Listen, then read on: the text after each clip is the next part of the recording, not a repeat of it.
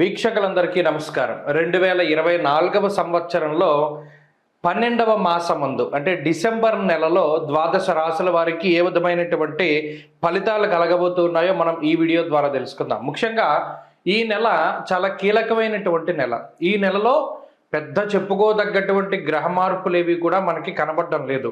ఒక్క 16వ తారీఖు నాడు మాత్రమే వృశ్చికంలో ఉండేటువంటి రవి ధనురాశిలోకి వెళ్తారు. దీన్నే ధనుర్మాసము అంటారు.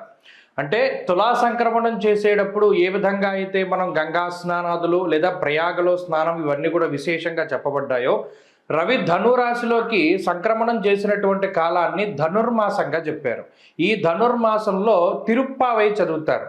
విష్ణువుకి అతి ప్రీతికరమైనటువంటి మాసము మార్గశిర మాసము అంటారు. మాసేవ మార్గశీర్షోహం అంటూ ఉన్నది భగవద్గీత. భగవంతుడికి అత్యంత ఇష్టమైనటువంటిది. అలాగే ఈ ధనుర్మాసంలోనే మార్గశిర మాసంలోనే గీతా జయంతి వస్తుంది, ఏకాదశికి పౌర్ణానికి ఏమో దత్త జయంతి వస్తుంది. ఇలా విష్ణుమూర్తికి సంబంధించినటువంటి అవతారాలలో చాలా ముఖ్యమైనటువంటి అవతారాలకి సంబంధించినటువంటి విషయాలతోటి ఈ ధనుర్మాసము లేదా మన డిసెంబర్ నెల అనేటువంటిది ప్రాశస్త్యాన్ని సంపాదించుకున్నది. ఇంకొక ముఖ్యమైన విషయం ఏంటి అంటే, మార్గశిర మాసంలో అనగా ఈ డిసెంబర్ నెల 2వ తారీఖు దగ్గర నుండి ప్రారంభమయ్యేటువంటి మాసంలో మార్గశీర్షే మహద్భయం, ఎటువంటి గృహారంభాలు చేయకూడదు, అంటే శంకుస్థాపనలు చేయకూడదు. గృహ ప్రవేశాలు చేయడానికి కూడా 16వ తారీఖు లోపు మాత్రమే ప్రశస్తమైనటువంటి కాలము. ఎందుకంటే అధమ పక్షంలో, అది కూడా మార్గశిర మాసంలో గృహప్రవేశం అనేటువంటిది కొన్ని గ్రంథాల్లో అధమ పక్షంలో చేయమన్నాడు. అంటే ఇక కాంటబట్టు మనకు అవకాశం లేదు అనుకునేటప్పుడు చేయమన్నాడు. కాబట్టి 16 లోపే గృహప్రవేశాదులు చెయ్యాలి. గృహారంభం అంటే శంకుస్థాపనలు చేయడానికి ఈ మాసం ఎంత మాత్రము కూడా పనికిరాదు. ఉన్న ముహూర్తాలు కూడా అంత గొప్పగా లేవు. కాబట్టి ఆ విషయం ఒకటి దృష్టిలో పెట్టుకోవాలి. ఇంకొక ముఖ్యమైన విషయం ఏంటి అంటే, ఈ మాసంలో 16వ తారీఖు దగ్గర నుండి సంక్రాంతి నెలపడతారు.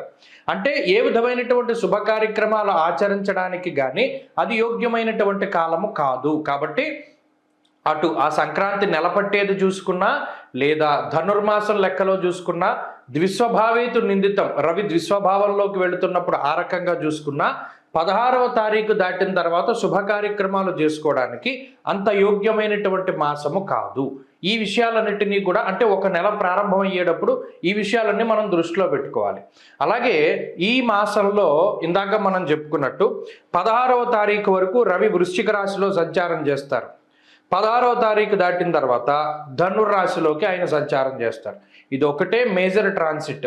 మిగతా గ్రహాలన్నీ గత మాసంలో మాదిరిగానే ఉన్నాయి. గురుడు వక్రించి వృషభమందు, అయితే ఈ మాసంలో కుజుడు వక్రించబోతున్నారు. మనం చెప్పుకున్నాం కుజస్తంభన గురించి. ఈ మాసంలోనే డిసెంబర్ నెలలోనే కుజుడు మరలా వక్రించి వెనక్కి వెళుతూ ఉంటారు. కానీ ఈ నెలలో అయితే కుజుని యొక్క మార్పు లేదు, మరలా మిథునంలోకి వచ్చే నెలలో వెళ్తారు. కేతువు కన్యా రాశిలోను, రవి బుధులు వృశ్చిక రాశిలోను, అలాగే శుక్రుడు మకర రాశిలోను, కుంభమందు శనేశ్వరుడు, మీనంలో రాహువు ఉన్నారు. ఇది అపసవ్య చక్రము అంటారు. ఈ అపసవ్య చక్రం ప్రకారం ఈ విధంగా చూసుకోవాలి. మరి ఇలా ఉన్నప్పుడు గ్రహస్థితి మేషాది ద్వాదశ రాశుల వారికి ఈ మాసం ఏ విధమైనటువంటి ఫలితాలు కలగబోతున్నాయో మనం ఇప్పుడు తెలుసుకుందాం.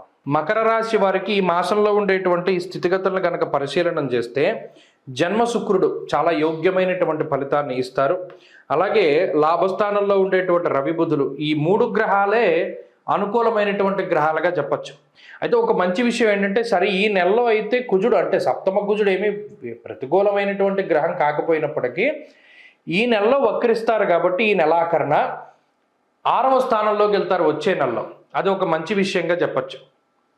షష్ఠ స్థానంలోకి కుజుడు వెళ్ళడం చాలా మంచిది. అంటే గత మాసంతో పోల్చుకుంటే అనుకూలత అనేటువంటిది పెరిగింది. అంటే శుక్రుడి యొక్క అనుకూలత, రవిబుధుల యొక్క అనుకూలత వల్ల. అయితే దీనివల్ల ప్రత్యేకించి స్వదేశంలో ఉన్నటువంటి వారికంటే విదేశంలో ఉన్న వాళ్ళు ఎక్కువ బాగుపడతారు. మకర రాశి వారు ఎవరైతే దేశాంతరవాసం చేస్తున్నారో, అంటే దేశం దాటి బయట ఉన్నారో, వారు అనేక రకాల ఇబ్బందులు ఎదుర్కొని ఉంటే వారికి ఇది మంచి చేస్తుంది. మరి స్వదేశంలో ఉన్న వాళ్ళకో ఇది కొంత ఐశ్వర్య సంకేతమైనటువంటి విషయాలను సూచిస్తోంది. అంటే మానసిక ప్రశాంతత, తల్లిదండ్రుల ఆరోగ్యం, కుటుంబ సభ్యుల ఆరోగ్యం, అలాగే పెద్ద అన్నగారి యొక్క ఆరోగ్యం, అంటే మీకన్నా ముందు పుట్టినటువంటి వారి యొక్క ఆరోగ్యం, తోబుట్టువుల యొక్క సౌభాగ్యాన్ని కూడా ఈ గ్రహస్థితి సూచిస్తోంది.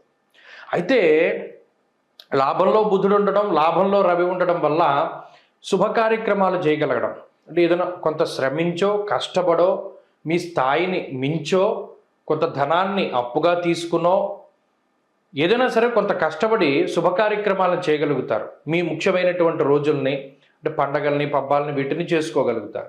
అలాగే శుభ కార్యక్రమాలను చేయగలుగుతారు. వివాహాది శుభ కార్యక్రమాలు లేదా పిల్లల పుట్టినరోజులను ఇంకోటి ఫంక్షన్స్ ఉన్నో ఏదో ఒకటి చేసుకోవడం ఇది ఒకంత ఈ మాసంలో జరగడానికి అవకాశం ఉంటుంది. అలాగే ఈ మాసంలోనే అర్ధంచ స్వకులాచార కుల ఆచారాలను పాటించడం, ఏదైనా భగవంతుడికి సంబంధించినటువంటి మొక్కుబళ్ళు ఉంటే అవి తీర్చుకుంటూ ఉండడం, తీర్థయాత్రలు చేయడం ఇత్యాది విషయాలు కూడా ఈ మాసంలో జరగడానికి అవకాశం ఉంటుంది.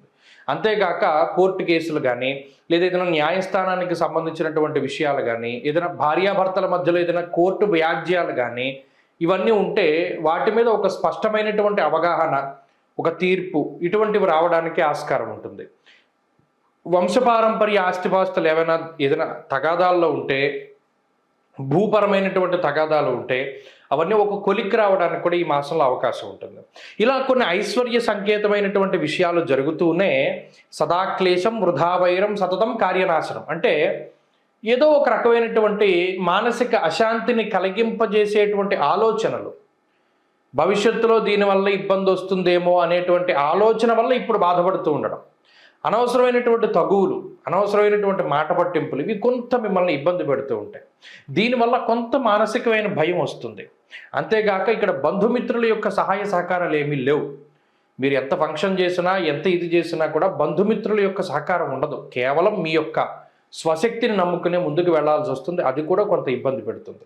కాబట్టి ఈ రకమైనటువంటి పాజిటివ్స్ నెగిటివ్స్ ఉన్నాయి. అయితే ఆర్థికంగా ఈ మాసం బాగుంది, ఉద్యోగపరంగా వ్యాపారపరంగా ఈ మాసం బాగుంది, కొత్తగా ఏదైనా చేయడానికి కానీ లేదా కొత్తగా ఏదైనా ప్రారంభం చేయడానికి కానీ బాగుంది. కాబట్టి ఈ రకమైనటువంటి పాజిటివ్ నెగిటివ్స్ ఉంటాయి. కాబట్టి నెగిటివ్స్ని తగ్గించుకోవడానికి ఏం చేయాలండి, ఎక్కువ దక్షిణామూర్తి ఆరాధన కానీ దత్తాత్రేయుని యొక్క ఆరాధన కానీ అంటే సిద్ధమంగళా స్తోత్రాన్ని ప్రతినిత్యం పారాయణ చేయండి. వీలుంటే చక్కగా దత్తక్షేత్ర సందర్శనం చేయండి. ఈ మాసంలో మంచి ఫలితాలు సంప్రాప్తమవుతాయి. స్వస్తి.